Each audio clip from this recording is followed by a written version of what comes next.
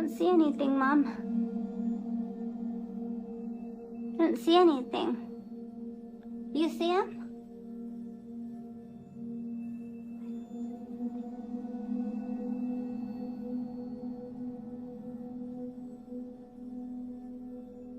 I don't see anything. Are they making you happy? Yes. Yeah? Well, that's good. How many?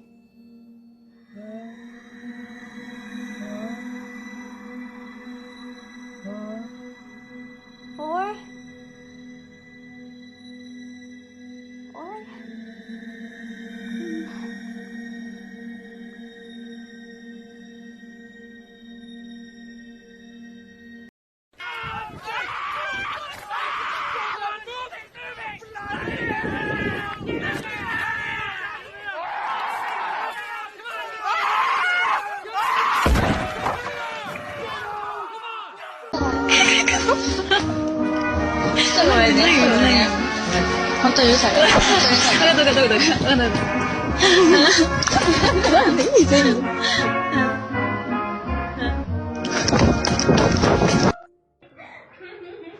¿Qué es esto precioso ahora, marica? Amy. Amy. Ay, Diosito. Amy. Amy. Hey guys, so someone commented in one of my videos like the bronzer highlighter I use, and I use the Milani 05 Soleil. So I'm gonna try that on, and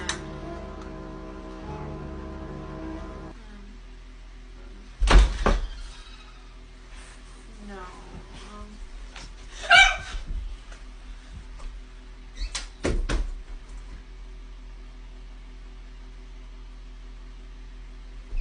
nope. White balloon float from a coffin towards a crying woman at her son's wake.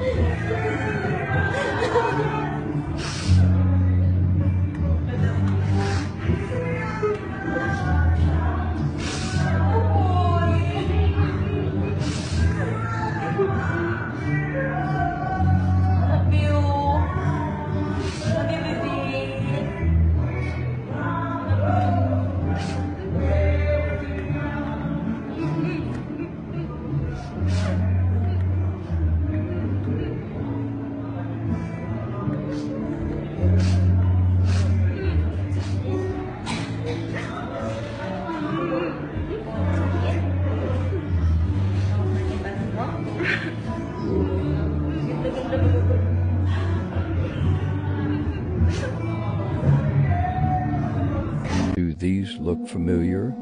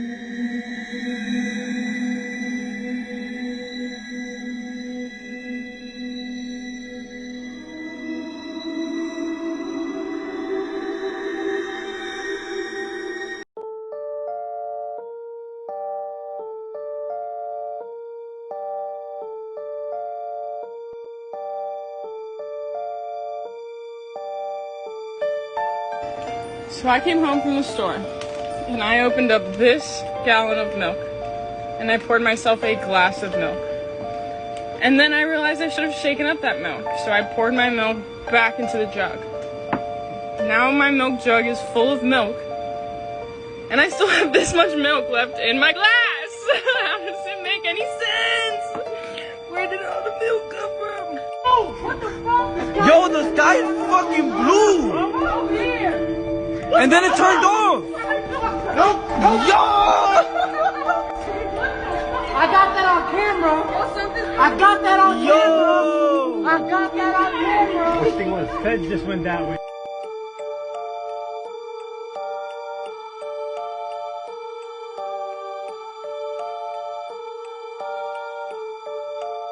He's so thirsty, look!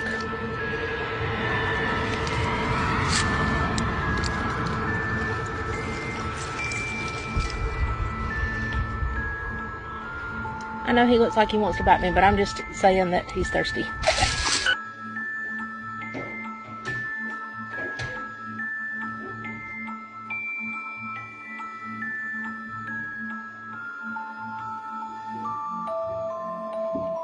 Trying to scratch my window.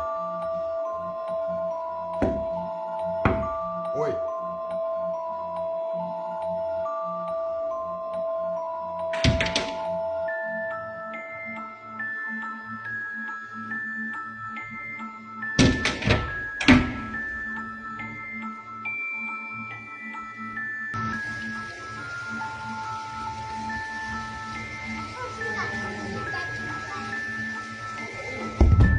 Oh, man.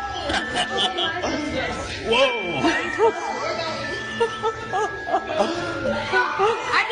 Yo, what is going on? That's Aaron Rodgers. And that's Aaron Rodgers. Are you Aaron Rodgers? You were. Hey, what the hell? What? I just want some water, bro.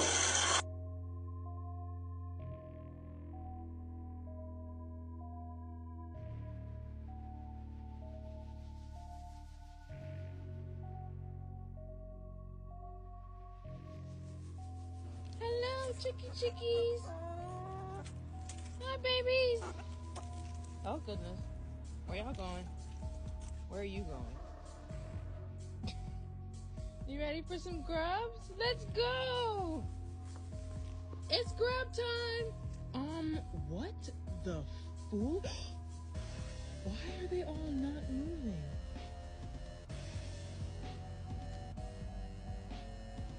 What? What's happening right now? Babies? The warnings of a time traveler from the year 2671 about 2024 are downright haunting. He has warned us about 4 alarming dates, so save this video so you can keep track of these dates and see if they were right. Let's start with January 23rd. On January 23, 2024, humanity discovers an underground civilization called the Splitting World, living beneath the Earth's crust, but contact is made through a message declaring their intent to wage war against people on the surface. On March 7, 2024, an Earth-sized planet is discovered in our solar system that is found to be a mirror version of our world, with opposite gravity, purple waters, and red plants, yet still habitable, making it a bizarre yet intriguing mirror twin to our own Earth. On April 15th, SpaceX successfully developed a method for spaceships to reach light speed only to unexpectedly encounter hostile alien life forms who learn of the breakthrough and want to take the new light engine technology for themselves, posing potential risks.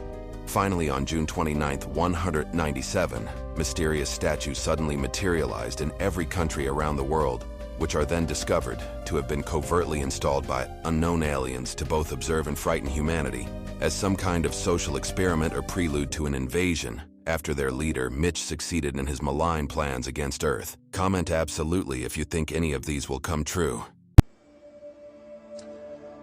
Hello, my name is Alfred Bielik, more commonly known as Al Bielik. Original family name is Edward Cameron. I have been involved in the Philadelphia experiment, the Montauk Project, time travel, alien connections of the Montauk Project, and some other projects, all of which have been secret over the years, most of which have never been declassified. I wound up in the 28th century, and this was in a time period of 2749 to 2751 AD. Talk about changes in civilization, society, and everything else. It was drastically changed from what we saw in 2137, as this is now 600 years later. The cities were enormous, the cities were beautiful. They had ground-based cities, much as we have always had them, but they also had something else, floating cities. Floating cities, due to anti-gravity techniques being perfected sufficiently that they could float an entire city, which was perhaps not as large as any of our current cities. It was round, or very nearly round, but it floated on this platform, and they could move the city any place they wanted, remaining floating in the air, 4,000 or 5,000 feet above the ground perhaps, or a little less, depending on what they wanted. But the size of the city was vertical rather than horizontal, 2,200 stories high. That's about 2.5 miles. The cities could move anywhere on the planet. Basically, they stayed hovering and floating. If they didn't like a particular location, they moved somewhere else. There wasn't that much traffic in moving cities, I can assure you, because the world population in that era, the 28th century, was only 500 million, and I was instructed later that that was where they had held it for centuries. There would be no more than approximately 500 million population. Some of the features of this, let's start from the political standpoint. As I learned, all of these cities, whether they're ground-based cities, which the majority were, because they had to do manufacturing, they had to have agriculture and various other things to supply the needs of civilization. But all of them, whether floating or ground-based, were rather interesting in their governmental form. They had essentially no government. There's no government as we know it today. There was no money, there's no banks, there's no political jurisdictions, and it resolved down to what would be best called a city-state structure, where the city is the state, and any other cities from that one are independent and operate in their own independent manner. So that was the major change there. There was no elected government, there was no appointed government, there was no government as we had ever seen it in the past. As I found out, each city was run by an intelligent computer, synthetic intelligence, synthetic consciousness, a highly radioactive crystalline structure. Who built them, I had no idea. Nobody seemed to know, but they've been there for hundreds of years. And this computer ran the entire city. There were guidelines set down, there were law books, but no courts. There were guidelines set down as to how you're to behave, what your parameters were. Within these parameters, anything went. Anything was not considered kosher within this realm, this parameter limit, would be expressed as a yellow zone, i.e. a zone that you don't want to go into and you don't want to become involved in that type of behavior. If you got out into that area, you were given an invite for a reprimand to the computer, which there was one in every city, running each city. You would literally be called in for shall we say, an interview or an audience with the computer, and you would be advised that you had broken the law, but it wasn't considered a felony, it was a misdemeanor. And such. If you were judged guilty, you were sent off to one of the work camps for whatever purpose they did in the work camps. It would be much like today, I presume, where any kind of labor, menial or otherwise, had to be done was done. And that was compulsory, that was not voluntary. If you were called in because you had gone outside the yellow zone into what is called the red zone, which is basically what you would today call a felony offense, you were immediately called in for an interview. You were examined, looked at, talked to, and if the computer at that point thought that you were rehabilitable, that you could learn again to be sociable and within the social bounds of normalcy, you were given one more chance. If the computer decided that you were not capable of fitting into society, you were terminated right then and there. Now, there were other people who didn't feel like they could fit into the society, but had not yet committed any of the so-called offenses. Literally, they were allowed to leave. The word was, if you don't like it here, go live somewhere else. Go out in the boonies if you want, live as a hermit. We don't care. And many did. I do not know what percentage. I was told that quite a lot of people had left the cities and gone out in the boondocks. Whether they formed communities or not, I never did find out. If you weren't required to work, which no one was required to, other than their social obligation, which was well inculcated into the kids, that you had an obligation to contribute to society, to pay for what you have been using and had inherited, for which no money was involved. A sort of credit system was still functional, but otherwise, except for fairly large credit purchases, if that is the right term, they didn't really keep track of very much. It was considered quite free as long as you were able to make some contributions and nobody overloaded the system with demands. That happened very seldom, that there was an overload of demand for goods and services. So as a result of that, there was very little abuse of the system. Now, in this period of time, talking with many people, making friends, I had a number of questions. Who built this computer system? That was my first and foremost question. Who maintains it? What happens when it breaks down? Very common questions. No common answer. Very much uncommon answers. First question about the cities, who built them, who maintains them, who maintains the computers, was rather hard to answer and get an answer to. No one really knew much about the history of the construction of the city or how it ran, other than the computer, and you couldn't request an interview. You couldn't request to go in and ask questions. The aspect of how these computers communicated with each other was unknown, but it did make, the one I talked with did make a number of interesting statements over a period of time. They had been around for about 250 years in this format and this system. I have a theory. What if life as we know it is one giant loop? As you see in a video, is of it zooming out from the Earth into the universe and the galaxies and everything like that. And we know that the smallest particle is an atom.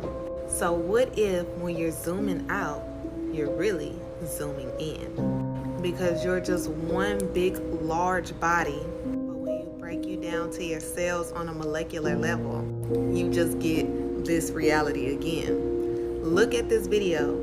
Like, isn't that what it looks like when they show the body? Like, look, watch this next part when they get out of, look at that. Nerves. Does that not look like nerves? How is that our universe? It is us. We are. You are being lied to because no one has ever been in space. There is a theory that suggests we have never explored space due to a transparent barrier surrounding our world. Beyond this barrier, there is no open space or vacuum, but rather water. It may all sound crazy, but in 1962, the US government detonated a few nuclear bombs in the sky, allegedly to test the atmosphere's reaction to their explosion. So they want us to believe. However, some claim that they were actually attempting to see if they could break through this invisible barrier. Ironically, this program was called Operation Fishbowl.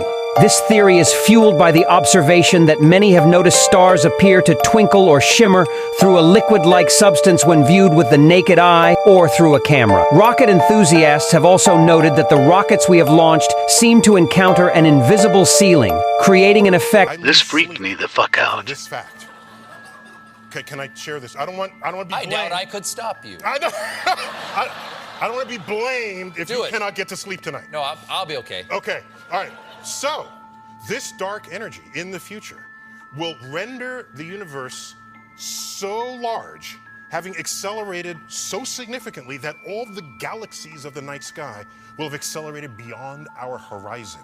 What? And all the galaxies are the source of our knowledge of cosmology, of the Big Bang. Everything we know about the history of the universe comes to us from these galaxies. If they accelerate beyond our horizon, the next generation of cosmic explorers will only have the stars of the Milky Way to think about. And so there would have been an entire chapter of the universe ripped from their view. And they will be trying to contemplate an understanding of the universe without a significant part of what its past was. And so I lose sleep wondering, today, was there some previous chapter ripped from the universe itself? And here we are. And here we are, touching the elephant, not knowing that, in fact, there's an elephant standing there. Or maybe there's the shadow of the elephant and the elephant has been moved. We don't know what we don't know. And this leaves me awake at night. I lose sleep over that.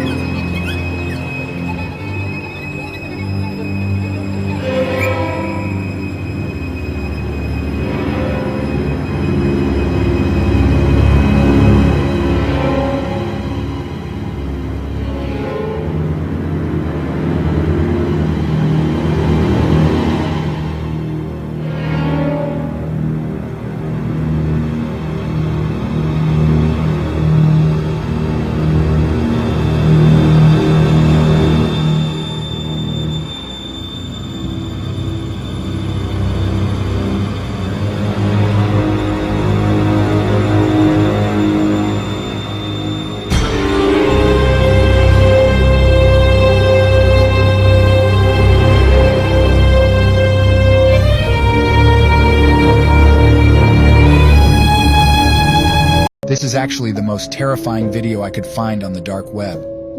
A group of friends were walking in the forest, when suddenly they heard a noise above their heads, and as they looked, this is what they stumbled upon. The ending will surprise you. Ay, ¿qué le está pasando? Lo está manejando, lo está manejando.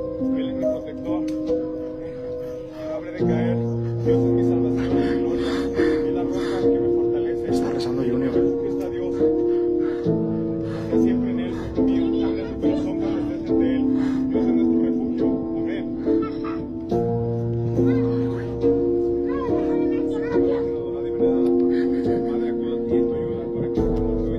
Ay.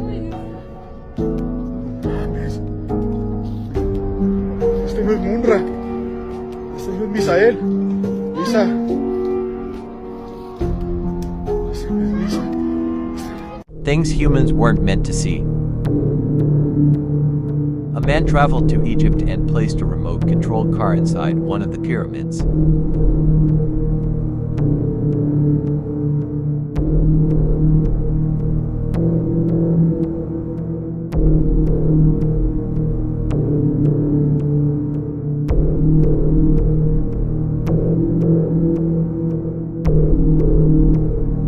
The original poster claimed to have found something the government would want to keep a secret. He also wanted to be paid $5 million for the rest of the footage to be revealed, but it never did.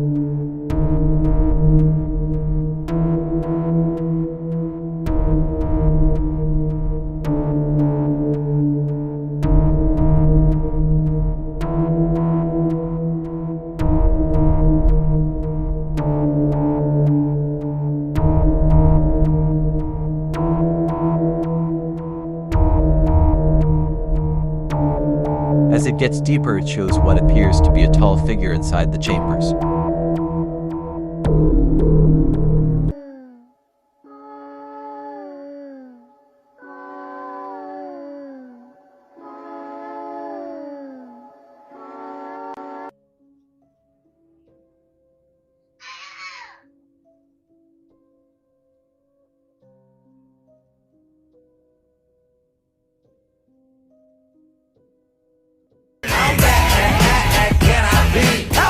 Could I possibly be? Let's see. All the customers are buying, and the money's multiplying, and the PR people Woke up to the sounds of a child crying, and this is what I caught. Wake up and there's something over there crying. Do you guys see that? Do you guys hear that crying?